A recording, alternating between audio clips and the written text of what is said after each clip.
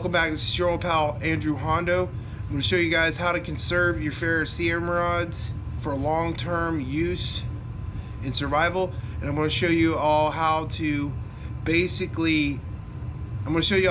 make fire with a few other different methods of making a fire in the field, and some wild type of tenders to either make cordage or to use as tinder as well. Some of it I have and some of it I don't have.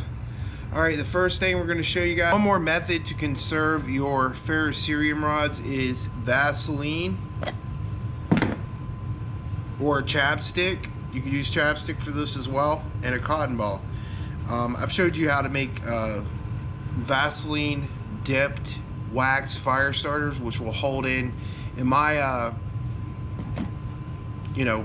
in my own personal use, Vaseline with dipped melted wax fire starters are better than cold cracker bushcraft's formula, and I think even better than the formula that the Dave Canterbury's Self-Reliance is using for their little round lighter fluid and paraffin wax fire starters. My formula is a whole lot better. If you want to watch that video, you can go back in my videos and watch that, but this is another method to making fire. This is like a military method that, is a little bit nastier, but by dipping it in the melted wax and the melted Vaseline, my fire starter formula, and then dipping it in the wax, it makes it have a coating over it, which you can put in pretty much any tin or something like that with other stuff without getting all this greasy stuff everywhere, and it will store for a lot longer than using lighter fluid like in cold cracker bushcraft's wax fire starter formula. This will actually last longer in storage if you're going to have this in your kits for a long period of time with the wax and the Vaseline fire starter formula that I showed you how to do. But this is just the standard military version of basically Vaseline. You just want to glob it like that. That's about as much as you need with the Vaseline and cotton balls. And basically once you get that going, it's nasty, but that'll extend the flame for about a good 3 to 4 minutes with your ferrocerium rod. And of course it's a nasty method and I don't like doing it. That's why I like coating in wax after I dip it in melted Vaseline and then dip it in wax, which gives it a long storage life, and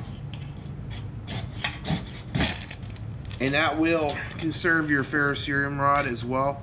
And this will burn for a long time, guys, before it ever goes out with that Vaseline on there, guys. That'll burn for a good 4 minutes before it goes out. That's another method to conserving your ferrocerium rods, is cotton balls and Vaseline. It's not one of my favorite methods, but it's a really, really good method, and it will burn a long time. But you have to store this in a separate tin or a plastic baggie away from the rest of your fire tenders. But this will conserve your ferrocerium rods, and as you can see, this is going to burn a long time with that Vaseline on there, guys. That's just going to burn forever. Vaseline won't burn on its own, but when you mix it with cotton, it'll burn a long time. As you can see, it's still burning. This will burn for 4 or 5 minutes before it goes out. That's why I say my wax fire starter formula with the cotton balls is way better than the formula that Cold Cracker Bushcraft was using, and maybe the Dave Canterbury fire starters.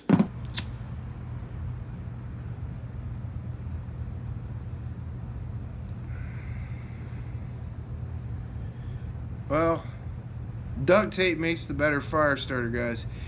So duct tape is your first fire starter, guys, and duct tape does make a decent fire starter. As you got to crumple it up, and it burns for a while. I mean, as you can see here, it'll burn for a good couple minutes. So, it's not too windproof though. And it did go out. And this is Gorilla Tape too, by the way. Oh, it's stuck to my lighter. Great. But you know, duct tape does work as a fire starter. It's not my favorite fire starter, but it does work once you get it going. Ouch. Dang, I burnt myself. But once you get it going, you know, it's a decent fire starter, duct tape is. So, you know, it's okay. Duct tape is a good fire starter. It burns actually. Once you can get it going, it'll actually burn for a while, about a minute or two before it burns out. It's not like a wax fire starter by any means. But as you can see, it's burning. And, you know, you can cut, you know, a piece of duct tape is a good fire starter. You can also cut a bottom of your rubber sole off your shoe to use as a fire starter, or a piece of tire, or the inner tube of a tire. Anything rubber is also a good fire starter as well. If you don't have anything, and you could, like, if you're stuck in an area where there's a lot of trash, you can find a tire. You can cut a piece of tire off with your knife to make a fire starter. That's the first fire starter, and a few other honorable mentions for a fire starter. This fire starter, guys, which is wax paper. I always keep some of this in my survival kits. Now, wax paper is wax impregnated paper. This is you know, you don't need much of it. You can just like tear just that much off of it to have a good fire starter. And what you do is you want to twist it like this. And what I like to do is I like twisting it. And this is very reminiscent to the military sear strips that they use in the military, guys, as a fire starter. I like to twist it, then try to tie it in a knot, or just like knotting it up a little bit at the bottom like this, because that little knot will catch on fire. And then you take this overlapping piece, that quick and that easy, and there you go. I think that's the better fire starter than the duct tape, but the duct tape works pretty good too as well. But this is actually a lot better. This will burn longer than the duct tape, and it takes less to get it lit. But it's still burning. While it's still burning, we'll get another piece out and try to rip it up and see if we can light it with a ferrocerium rod as well. See if we can do that. Well, actually, this is still burning. You can see what I'm saying. It's still burning, and it will keep on burning, but we're going to try a ferrocerium rod. And I'll try it with a ferrocerium rod as well. I don't know if it'll work, but there it goes. You can light it with a ferrocerium rod too. So wax paper is one of the best fire starters, I think, that you can find pretty much in your home. So, but by balling it up like that, it extends the flame out. But it, you know, you might get like, I don't know, 2 to 3 minutes on the burn with that. I'm going to show you a few techniques with the ferrocerium rod that will conserve your ferrocerium rod for long-term use. The first technique is fatwood. Now, with fatwood is pitch pine from fallen over pine trees, which is pitch pine trees. I'll show you a picture of what the pitch pine bark or red pine looks like, and how to do this properly to conserve your ferrocerium rod. This is the best way to conserve your ferrocerium rod, and I'll show you what a pitch pine looks like with the leaf and the bark design.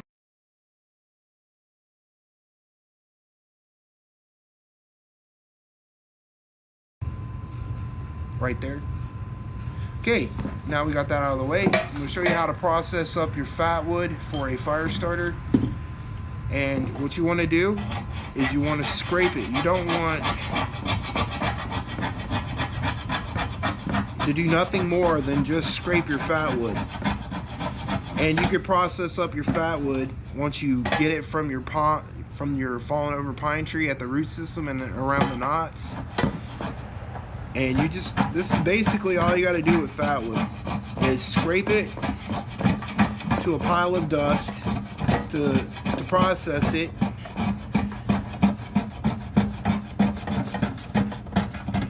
And what this does is this will conserve your ferrocerium rod, and you get it in a small little pile like this, and then you can put a tender bundle behind it with grass. You can break up grass and lay this in a grass tender bundle like that as a bird's nest, and then take your ferrocerium rod in that bird's nest and just, now this is the way I like to do it. A lot of the bushcrafter guys will tell you not to do it this way, but I like it this way because what I'll do is I'll put the ferrocerium rod in front of the tender, but I could take smaller strokes to get the tender lid. Blow your tender all over the place. Now, once you get that Fatwood going, you could add your smalls to it, and that's about as much Fatwood as you need to start a fire, guys. You don't need a whole bunch of Fatwood to start a fire. You could put a grass tender bundle behind it. You could put a, you could put some birch bark behind it, light the birch bark, and then throw small twigs, dried dead twigs you got high up in trees, dead trees behind it, and then you put your split wood on top of it, and that's about as easy as you want to do it to make your first fire with Fatwood, guys. Fatwood can be found in overturned pine trees in the root system and the lower knots in the branches. Usually I find it better to find an old punky red pine that's already been punked out, from the punk fungus, dry rot fungus, and I'll take a hatchet around the knots and then find the root system and try to cut off little pieces of the root to get Fatwood. That's where you find Fatwood, guys, and that's as easy as it takes to get a fire going with a tender bundle behind this, a grass tender bundle or a tulip poplar tender bundle behind the Fatwood once you start it, and just taking small pieces of your ferrocerium rod out at a time to light a fire instead of just trying to pour material into your feather sticks. You could put the feather sticks on top of this once you get it going. You don't need to waste your ferrocerium rod, guys, to start a fire. I'm going to show you a few other techniques. A lot of people like to do, like, let's say this is one technique of the ferrocerium rod. Some guys like to take their knives, and you don't need a knife to strike these things. I see a lot of mistakes. These bushcrafters will tell you you need a carbon steel knife to strike a ferrocerium rod, or they call them Flint Strikers. They're not Flint Strikers. These are a combination of ferrocerium and magnesium.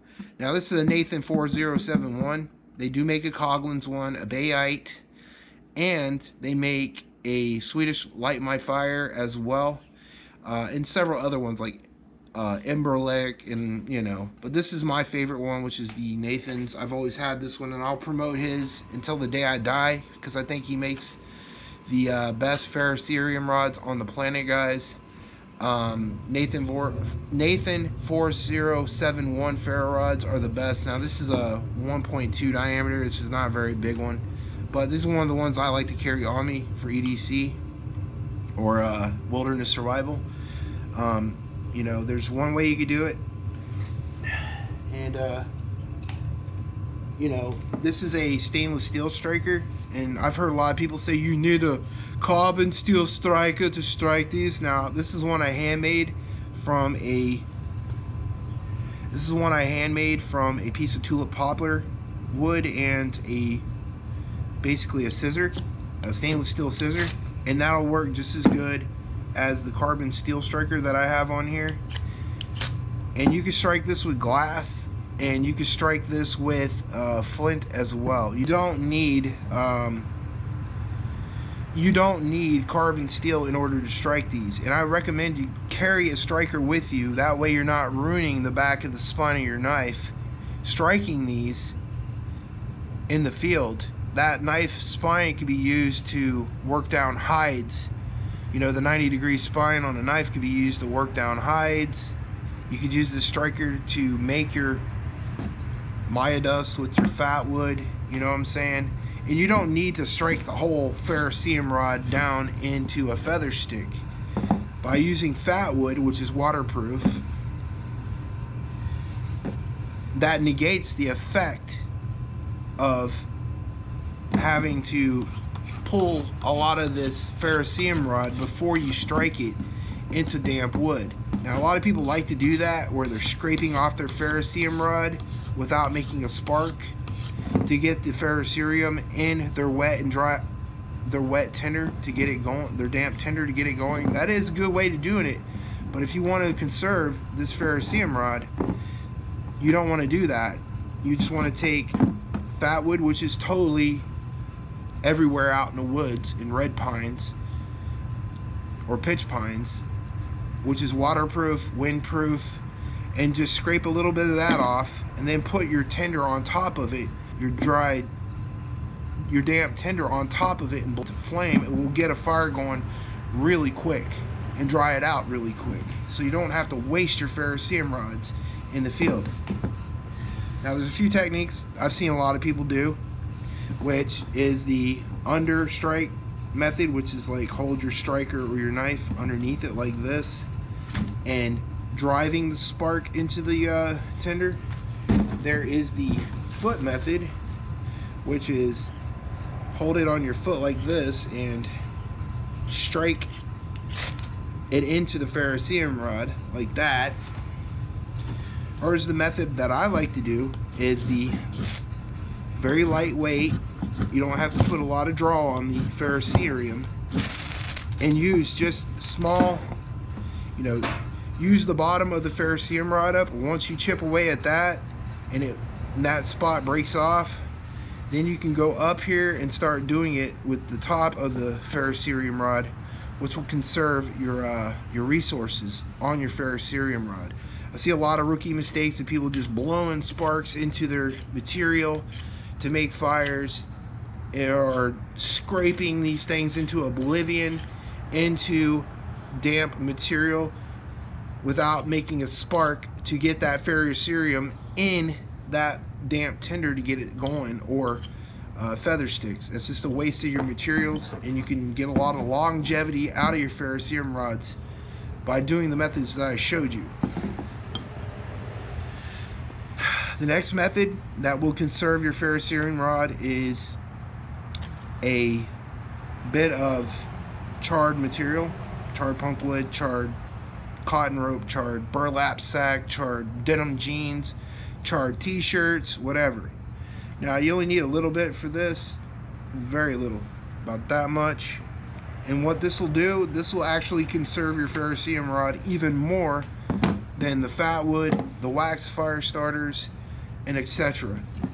Just by getting a little flick on the charred material, and you don't have to gut your freaking ferrocerium rod to do this.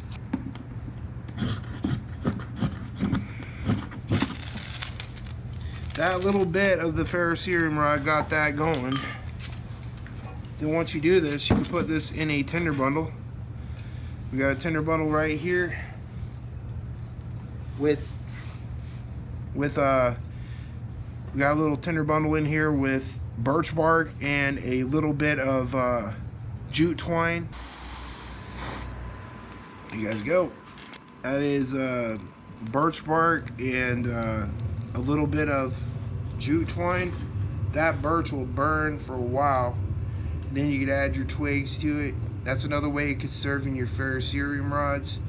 With just a little bit of a flick of the ferrocerium on there, literally will light several hundred fires. And that way you can conserve your ferrocerium rods in the field, guys. Well, I hope you like this video on a few methods of making fire and how to conserve your ferrocerium rods, guys, for long-term survival. And if you like this video, please hit the like, share, and subscribe. This has been your old pal Hondo from Hillbilly Tactical. You put God first, he puts you first every time. Peace out, YouTube.